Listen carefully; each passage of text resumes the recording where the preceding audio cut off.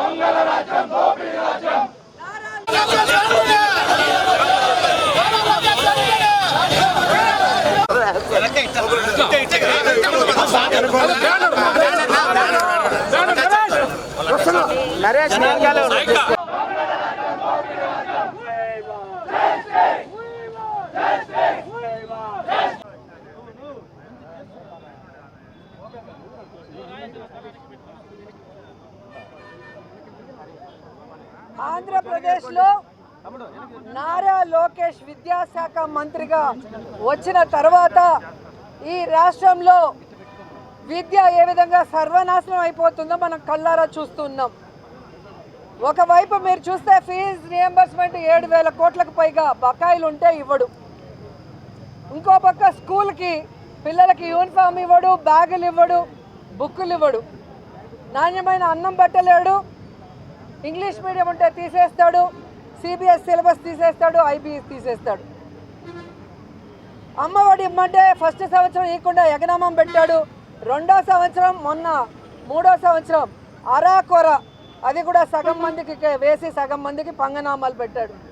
ఈరోజు మీరు చూస్తే ముఖ్యంగా ఈ రాష్ట్రం అంతా కూడా నారా లోకేష్ విద్యాశాఖ మంత్రి అయిన తర్వాత నిర్వహించిన ఒక డిఎస్సిని పేపర్ లీకేజీలతో అలాగే రిక్రూట్మెంట్లు ఏ విధంగా నీచాతి నీచంగా చేశారు, అర్హులైన వాళ్ళకి ఇవ్వకుండా అనర్హులకి తన అవినీతి కోసం ఏ విధంగా అంటగట్టాడో మనం కళ్ళారా చూసాం. మొన్న మీరు చూశారు ఢిల్లీలో నీట్ ఎగ్జామ్ పేపర్ లీక్ అయినందుకు జంజీస్ ఉద్యమానికి కేంద్ర విద్యాశాఖ మంత్రి ధర్మాన్ ప్రధాన్ గారు రాజీనామా చేయటం. మరి ఇక్కడ రాష్ట్రంలో డిఎస్సి పేపర్ లీక్ అయింది. అలాగే స్పోర్ట్స్ కోటాలో ఇవ్వాల్సిన ఉద్యోగాలు స్పోర్ట్స్ పర్సన్స్కి కాకుండా తమ ఇష్టానికి ఒక 420 జీవోని తీసుకొచ్చి ఏ విధంగా 427 ఉద్యోగాలకు పైగా ఆ అనర్హులకు ఇవ్వడం మనం చూసాం. మరి అలాంటి విద్యాశాఖ మంత్రి నారా లోకేష్ రాజీనామా చేయాలని ఈరోజు రాష్ట్రం అంతా కూడా విద్యార్థులు, నిరుద్యోగులు డిఎస్సిలో ఎవరైతే అన్యాయమయ్యారో అందరూ రోడ్ల మీదకి వచ్చి డిమాండ్ చేస్తున్నారని కూడా ఈ సందర్భంగా తెలియజేసుకుంటున్నా. ముఖ్యంగా మేము ఈరోజు ఇక్కడ ఈ డిఎస్సి పేపర్ లీకేజ్ మీద సిబిఐ విచారణ జరపాలని డిమాండ్ చేస్తున్నాం.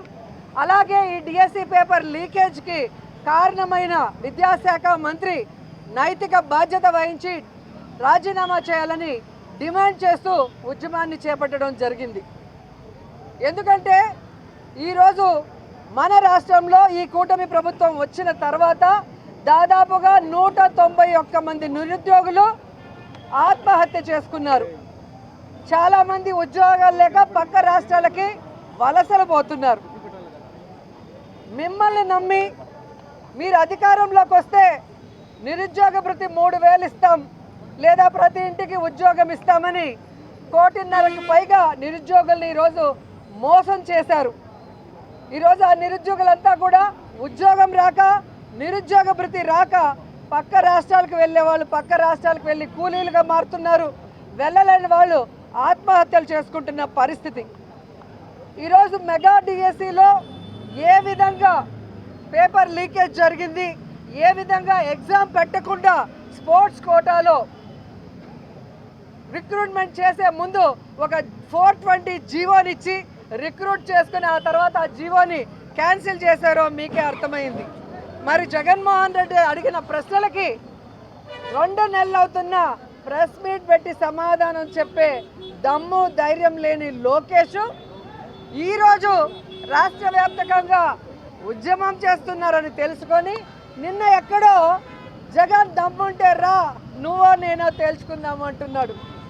జగనన్న దమ్ము ధైర్యం గురించి సోనియా గాంధీని అడుగు, మీ నాన్న చంద్రబాబు నాయుడుని అడిగితే తెలుస్తుంది నారా లోకేష్ అని కూడా ఈ సందర్భంగా తెలియజేస్తున్నా. నీకు జగనన్న అవసరం లేదు. ఈరోజు రాష్ట్ర వ్యాప్తంగా ఏ జిల్లాకు వెళ్ళినా మా నాయకులు కనిపిస్తారు. టైం నువ్వు చెప్పు, ప్లేస్ నువ్వు చెప్పు, ఏ ప్రాంతానికి వస్తావో ఆ ప్రాంత నాయకులు రెడీగా ఉన్నారు. అంబటి రాంబాబు గారిని పంపించమంటారా, కురసాల కన్నబాబు గారిని పంపించమంటారా, పేర్ని నాని గారిని పంపించమంటారా, బొత్స సత్యనారాయణని పంపించమంటారా, లేదా మహిళా నాయకురాలని పంపించమంటారా? ఈ మెగా డిఎస్సి అంటూ దగా డిఎస్సిలో జరిగిన అవకతవకల గురించి మాట్లాడటానికని అడుగుతున్నాను. ఎందుకంటే ఈరోజు మీరు కనుక ఈ మెగా డిఎస్సిలో అవకతవకలు చేయకపోతే, మీకు సిగ్గు శరం ఉంటే సిబిఐ విచారణ చేయించండి అని కూడా డిమాండ్ చేస్తున్నాం.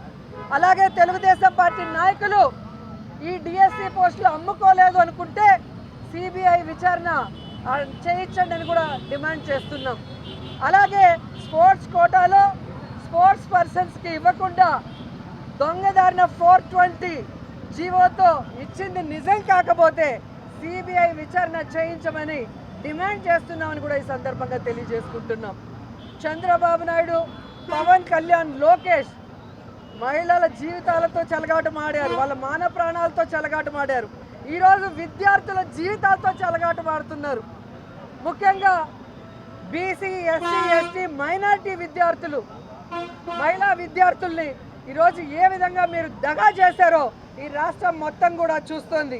ఈరోజు మీరు చేసిన ఈ దగానికి ఫుల్ స్టాప్ పెట్టే విధంగా అనర్హులైన వీళ్ళ పోస్టులు క్యాన్సిల్ చేసి అర్హులైన వాళ్ళకి ఇచ్చేంత వరకు వైఎస్ఆర్ కాంగ్రెస్ పార్టీ విశ్రమించదని కూడా ఈ సందర్భంగా హెచ్చరిస్తున్నాం. అలాగే కేంద్ర విద్యాశాఖ మంత్రి ఎలాగైతే రిజైన్ చేసి ప్రభుత్వాలు, రాజకీయ నాయకులు జవాబుదారీతనంగా ఉండాలని ఎలా నిరూపించుకున్నారో ఈ రాష్ట్రంలో కూడా చంద్రబాబు నాయుడు గారు మీ కొడుకైన లోకేష్తో రాజీనామా చేయిస్తేనే విద్యార్థి లోకం మిమ్మల్ని గౌరవిస్తుంది, నమ్ముతుందని కూడా ఈ సందర్భంగా తెలియజేసుకుంటున్నాను. అలాగే ఫీజు రీయింబర్స్మెంట్ని వెంటనే అమలు చేసి 7,000 కోట్ల బకాయిలు తీర్చాలని కూడా డిమాండ్ చేస్తున్నాం.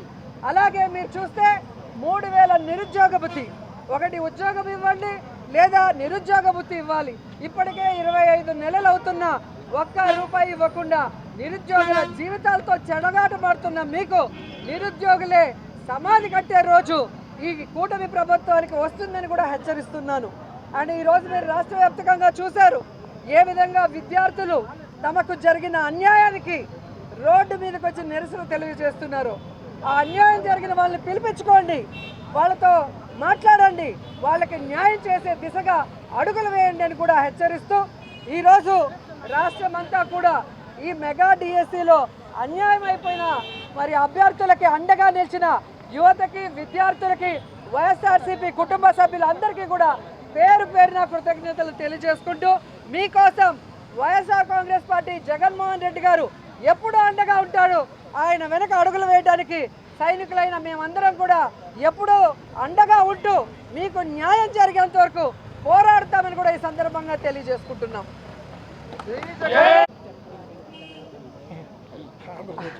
ఆడలేక మధ్యలో దరువు అంటారు కదా, అదే ఇది. ఈరోజు నేను ఒకటే సూటిగా అడుగుతున్నాను, ఆంధ్రజ్యోతి పేపర్ని మేము తగలబెట్టామని ఈ ప్రభుత్వం చాలా ఉత్సాహంగా మాకు నోటీసులు ఇచ్చింది.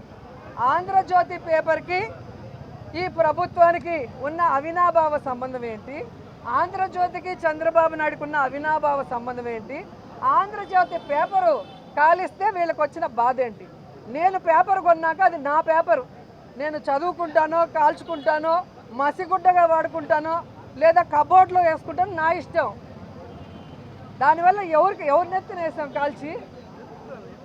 సాక్షి బిల్డింగ్లు పగలగొడతారు, సాక్షి ఆఫీస్లో దూరి కంప్యూటర్లు పగలగొడతారు, సాక్షి జర్నలిస్టులు కొడతారు, కానీ కేసులు ఉండవు. ఆంధ్రజ్యోతి పేపరు ఒక మూల వెళ్ళి మేము కాల్చుకుంటే అదో పెద్ద, అంటే ఆంధ్రజ్యోతి పేపర్లో చంద్రబాబు నాయుడు ప్రాణం ఉంది, మాంత్రికుడి ప్రాణం చిలకలో ఉందంటారు చూడు, అలా చంద్రబాబు నాయుడు ప్రాణం ఏమైనా ఆంధ్రజ్యోతి పేపర్లో ఉందా?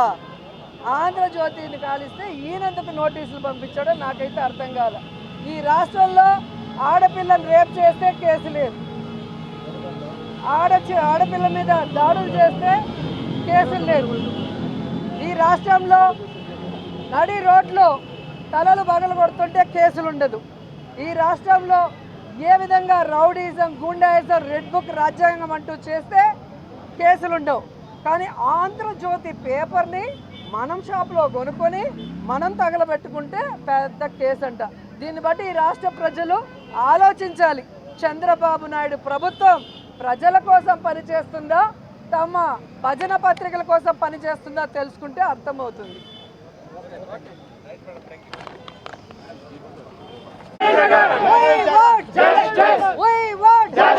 ఇదేమి రాజ్యం, ఇదేమి రాజ్యం,